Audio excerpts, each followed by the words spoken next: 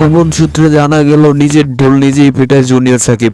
তো same junior সাকিবেরও সাকিবের নাম নিতে লজুক রেখে, আর যদি সে সাকিবকে ফলো করে সে ভালো কিছু করতে পারবে, অবশ্যই করতে পারবে। আপনার ফ্রেমে আপনার ফ্রেমে জুনিয়র সাকিবকে দেয়?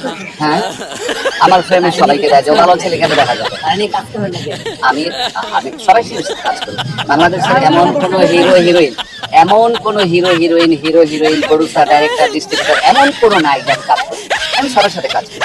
ও যদি জায়গা মতন করে ও ভালো কিছু করতে পারে, ও জায়গা থেকে জায়গায় জড়ালে তো কোনো কিছু হবে না। ও জায়গা মতো থাকলে সবই হবে, হবে না কেন?